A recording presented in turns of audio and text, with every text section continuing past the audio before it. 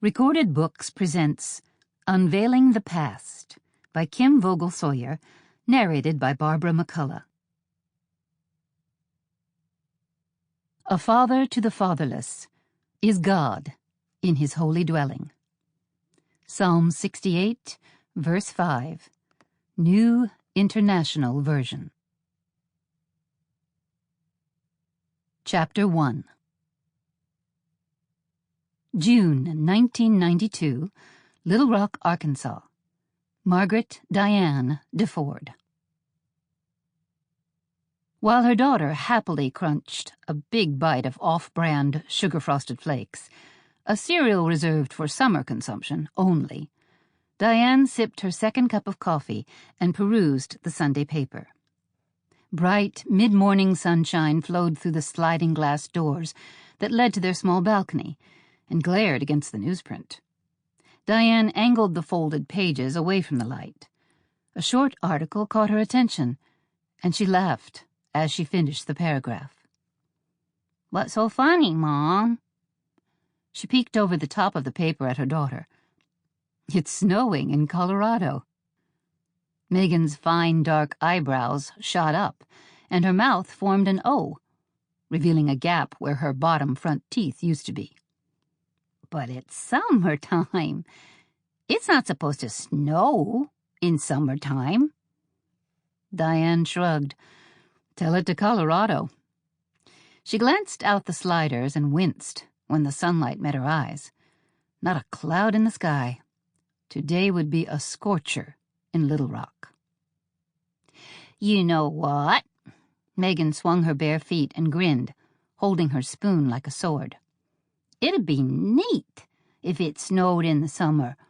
Snow is nice and cold, and it would cool us down when it's so hot outside." A 6-year-old's logic. "It'd be neat, but it isn't possible. You need cold atmospheric conditions for snow to form, and you don't get that in the summer." Meghan's face puckered. "Then how come it snowed in Colorado? It's summer there, too, isn't it?" "Sure it is, but the elevation is different." "What's elevation?" "Elevation." Without conscious thought, Diane slipped into her teacher's voice. Elevation is the height of a land area above sea level. The higher the elevation, the cooler the temperature. Colorado's average elevation is probably 6,000 feet higher than Arkansas's.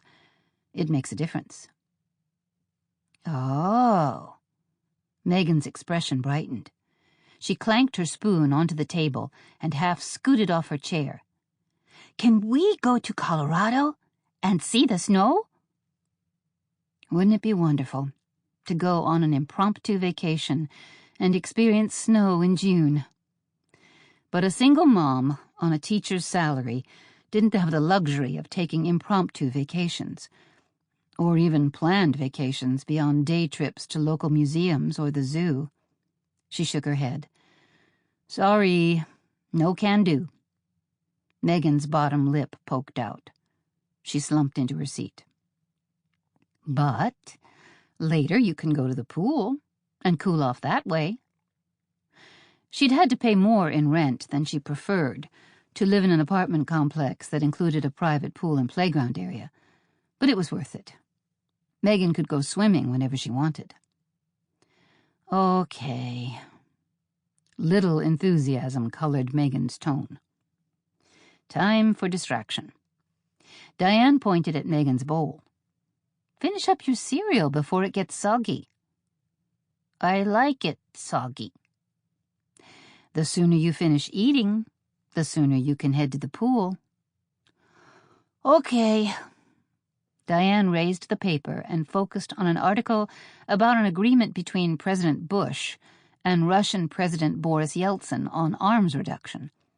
Ideas forming for discussing the potential ramifications of the pact with her history students when school started again in the fall.